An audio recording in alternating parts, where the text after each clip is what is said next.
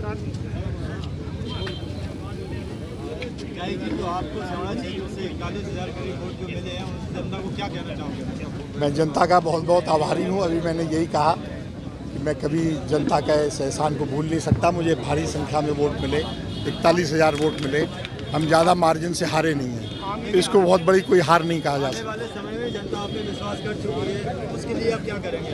मैं जनता ने जो विश्वास किया 41,000 मतदाताओं ने, उनके विश्वास पर खरा उतरूँगा, पीछे नहीं हटूँगा और हारने के बाद भी मैं जनता की सेवा करता रहूँगा और निश्चित रूप से क्षेत्र में आता जाता रहूँगा। जो भी समस्याएं उनको उठाता रहूँगा।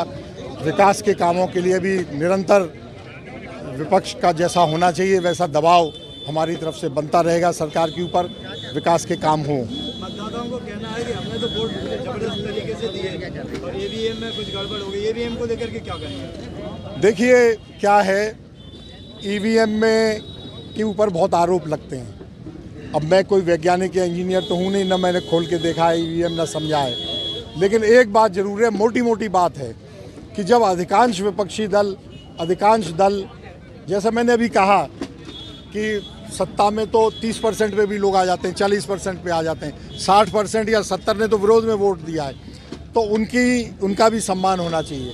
अगर इतनी बड़ी संख्या में मत पाने वाले दल अगर विश्वास नहीं कर रहे ईवीएम पे, तो क्या जरूरी है? पारदर्शिता तो रखनी चाहिए। लोग अगर कह रहे हैं कि हमको शंका है तो बदल दो उसे। पूरे विश्व में कहीं ईवीएम का इस्तेमाल नहीं होता, तो जिद करके यहाँ आप क्यों ईवीएम का इस्तेमाल जारी रख रहे हैं? आने वाले लोकसभा को लेकर के क्या रणनीति है कांग्रेस की? देखिए, लोकसभा चुनाव को लेकर भी हम जनता के बीच में जाएंगे, मुद्दों को लेकर जाएंगे। सबसे बड़ी जनता की कठिनाई है महंगाई, अभूतपूर्व महंगाई और भ्रष्टाचार, चाहे केंद्र सरकार हो, चाहे राज्य सरकार हो, चाहे जिले स्तर पर। भारतीय जनता पार्टी की जहाँ जहाँ सरकारें हैं, अभूतपूर्व भ्रष्टाचार है। आम जनता की, आम आदमी की कोई सुनवाई नहीं है। और केंद्र में तो सीधी सीधी बात है, जनता की सरकार नहीं है, हम दो और हमारे दो। मोदी और अमित शाह की सरकार है और अंबानी और अडानी के लिए सरकार है। उनके अलावा किसी के हितों की बात नहीं हो रही, केवल दो पूंजीपतियों की। जनता में ऐसी अफवाह फैलाई जा रही है कि अब घनश्याम सिंह जी चुनाव नहीं लड़ेंगे, वो अपनी बेटी राजा को यहाँ से चुनाव लाएंगे। नहीं, देखिए 5 साल बाद क्या होता है ये तो मैं नहीं कह सकता, मैं कोई ज्योतिषी तो हूँ नहीं। लेकिन ये जैसा मैंने कहा, 5 साल के लिए मैं निरंतर सक्रिय रहूँगा, क्षेत्र में आता जाता रहूँगा और कांग्रेस पार्टी को मजबूत करूँगा। कांग्रेस पार्टी आगामी विधानसभा जीते, ये मेरा संकल्प है। आपके हिसाब से किसको मुख्यमंत्री बनना चाहिए? अभी ये लड़ाई जो चल रही है मुख्यमंत्रियों की, 5 लोग मुख्यमंत्री के चल रहे हैं, चौड़ा के मन में क्या था, किसको मुख्यमंत्री बनना था? देखिए, मुख्यमंत्री तो अब भारतीय जनता पार्टी का ही कोई बनेगा और कौन बनेगा ये क्या मालूम। ये तो झूठे लोगों की, असत्य बात करने वालों की, धोखेबाजों की सरकार है। उनके नेताओं का भी सब यही चरित्र है, चोर चोर मौसेरे। भाई कोई भी मुख्यमंत्री बन जाए, हमें तो लड़ाई जनता की लड़नी है और वो अगर अच्छा काम करेंगे तो हम समर्थन भी देंगे। प्रदीप अग्रवाल जी बोल रहे हैं मैंने करोड़ों के काम करा इसलिए जीता हूँ। घनश्याम सिंह जी ने एक भी कार्य नहीं कराया, इसलिए वो इतनी कम वोटों से आ रहे हैं। उनको लेकर क्या कहेंगे? करोड़ों के कौन से काम कराए वो बताएं तो सही। वो 5 साल विधायक रहे, हमेशा ये कहते रहे कि नरोत्तम मिश्रा मेरी चलने ही नहीं देते, मैं कुछ करा ही नहीं पाता हूँ। कहते थे या नहीं कहते थे? और अभी भी कहते हैं, तो फिर कहाँ से काम करा दिए? और ये 5 साल की जो बात है, वो पूर्व विधायक थे, उनकी सरकार थी, मुख्यमंत्री शिवराज सिंह चौहान के साथ वो विधायक रह चुके थे, 5 साल उनका परिचय था। नरेंद्र सिंह तोमर वगैरह सब बड़े नेताओं से अच्छे संबंध थे। क्षेत्र के लिए इस 5 साल में क्या किया? वो आए नहीं 5 साल में। वो आए तो केवल शादी ब्याह में आए, वो भी अपने कार्यकर्ताओं की, आम जनता की, आम आदमी के यहाँ नहीं आए। और राजनीतिक गतिविधि में तो उन्होंने बिल्कुल भाग नहीं किया। भारतीय जनता पार्टी के भी किसी मीटिंग में भाग नहीं लिया। जो विकास यात्रा निकाली थी, 221 मतदान केंद्रों पे विकास यात्रा गई थी आपकी सरकार की, आप उसमें नदारत रहे थे। क्या काम किया आपने?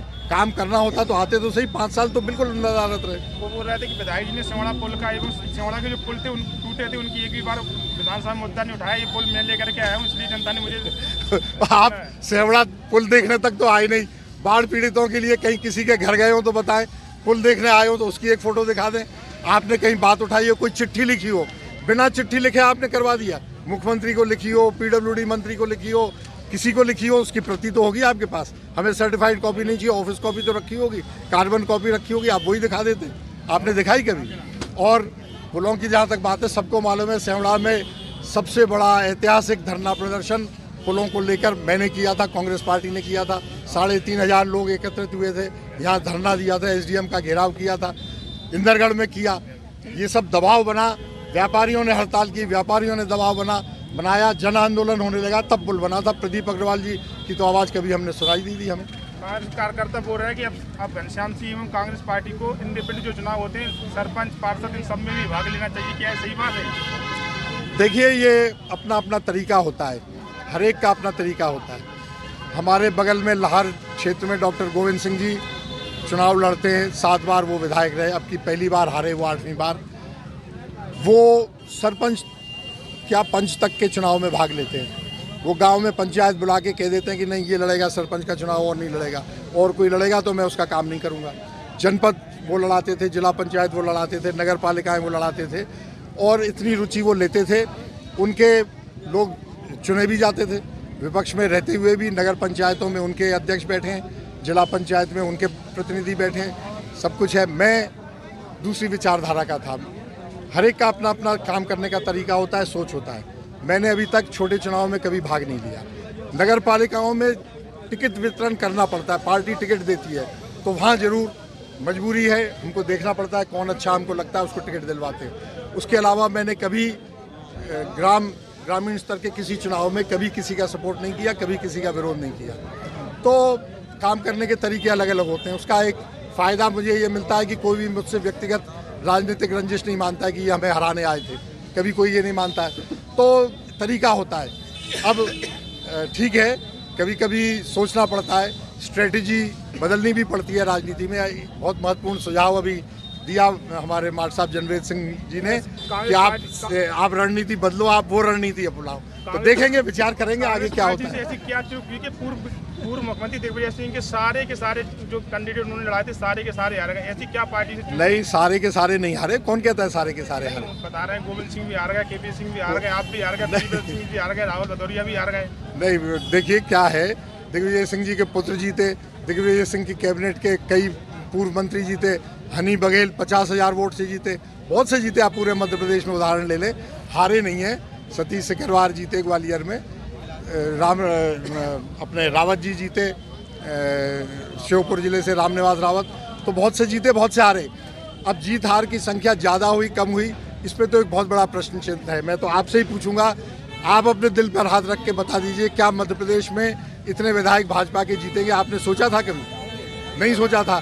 सारे सर्वे, सारे यहाँ तक कि CID रिपोर्ट, उन्हीं की सरकार की CID रिपोर्ट, उसने अंतिम चुनाव के 2 दिन पहले रिपोर्ट भेजी थी मुख्यमंत्री को कि 122 सीटें कांग्रेस जीत रही है और क्लियर मेजोरिटी से सरकार बन रही है। तो इसलिए कैसे क्या हुआ, ये तो शोध का विषय है। जनता का कहना है कि सियोड़ा की सीट भी जीत जाते, लेकिन विधायक जी ने यहाँ पर एक भी बड़ी रैली नहीं कराई, केवल एक इंदरगढ़ में रैली कराई, उसके बावजूद एक रैली नहीं कराई। अगर रैली करते तो 2500 वोट कोई बड़ी बात नहीं थी, एक बड़े नेता की रैली हो जाती। देखिए, रैलियों से इतने वोट बढ़ते नहीं है, हाँ माहौल जरूर बनता है। तो ठीक है, ये चुनाव लड़ने का एक तरीके में थोड़ी बहुत चूक हो सकती है, लेकिन कम से कम मैं इतना तो संतुष्ट हूँ, किसी ने ये नहीं कहा कि विधायक जी ने कोई काम नहीं कराया, विधायक जी आएगा नहीं इसलिए हार गए, विधायक जी ने बहुत गलत काम किए, लोगों को परेशान किया, अन्याय का साथ दिया इसलिए हार गए, ये तो नहीं कहा किसी ने। ठीक है, ये तो चुनाव लड़ने का तरीका होता है, उसमें कहीं ना कहीं चूक भी हो जाती है। अपनी हार को आप किसको दोषी ठहराएंगे? देखिए, इस हार के लिए मैं तो किसी को दोषी नहीं ठहराऊंगा, क्योंकि मैं कह चुका हूँ कि जनता का जो आदेश है वो सिरोधार्य है। लेकिन एक बात जरूर है, इस चुनाव में धनबल का प्रयोग बहुत ज़्यादा हुआ, बहुत ज़्यादा हुआ। पहले भी होता था, अब उस राजनीति में मैं हूँ नहीं। मैं अपनी तरफ से कभी किसी को, वोटर को डायरेक्ट कोई पैसा नहीं देता हूँ, न शराब की कोई व्यवस्था कराता हूँ। इस चुनाव में फिर भी मैं जीतता था, हारा भी, कई बार जीता भी, लेकिन इस चुनाव में ज़रूरत से ज़्यादा हुआ, बहुत ज़्यादा हुआ।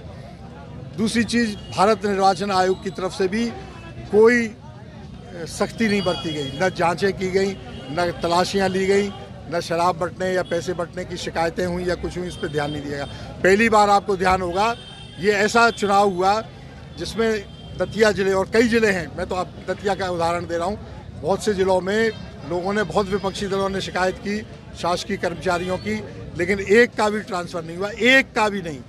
पिछले उपचुनाव में, बरैया जी उपचुनाव लड़े थे, उपचुनाव में कलेक्टर और SP तक के ट्रांसफ़र हो गए थे, कई थानेदारों के ट्रांसफ़र हो गए थे। कम से कम पारदर्शिता रहती है। विपक्ष अगर शंका कर रहा है किसी पर कि अधिकारी होकर पक्षपात कर रहा है तो कुछ एक्शन लिया जाना चाहिए। इस बार भारत निर्वाचन आयोग बिल्कुल शून्य था, जैसे चुनाव कराया ही ना हो, अपने आप होने दो जो हो आने रहा है। वाले समय में बड़ा चुनाव जो आ रहा है, अगर फिर भी ऐसा ही हुआ तो फिर आप तो क्या करेंगे? नहीं, उसकी तैयारी करेंगे। अब हम सजग हो गए, हमारे कार्यकर्ता और सक्रिय रहेंगे। अगर कुछ गलत काम हो रहा है, पुलिस और निर्वाचन आयोग एक्शन नहीं ले रही, तो हम लोग इकट्ठा होकर घेराव करेंगे, रोकेंगे, प्रदर्शन करेंगे, चक्का जाम करेंगे, मजबूर करेंगे। विधायक जी, इस बार का पूरा चुनाव इंदिरागढ़ से लड़ा गया। सिवड़ा में कोई भी सभा नहीं हुई। मुझे ऐसा लग रहा है कहीं कोई ना गलती हुई कि सिवड़ा से अगर नहीं, सभा नहीं हुई तो इंदिरागढ़ में भी तो एक ही सभा हुई, कि ज्यादा नहीं हुई। ऐसी बहुत बड़ी बात नहीं है। इस बार सिवड़ा में देखा ही नहीं, सिवड़ा की तरफ सारी पार्टी अंदर शरीर के उत्साही हुई। नहीं, ऐसी क्या बात हुई? नहीं, मैं आपको याद दिलाऊं, यहाँ ज्योतिरादित्य सिंधिया जी की यहाँ सभा हुई थी। अब कितनी सफल हुई कितनी नहीं ये तो आप जाने, लेकिन सभा हुई थी। भारतीय जनता पार्टी ने पूरी ताकत लगाई थी। और ऐसा नहीं है, शिवराज सिंह चौहान भी चुनाव के पहले 2 बार सिवड़ा आ चुके हैं, बड़े बड़े शासकीय प्रोग्रामों में आए थे। तो ऐसा नहीं है कि किसी ने ध्यान नहीं दिया। धन्यवाद।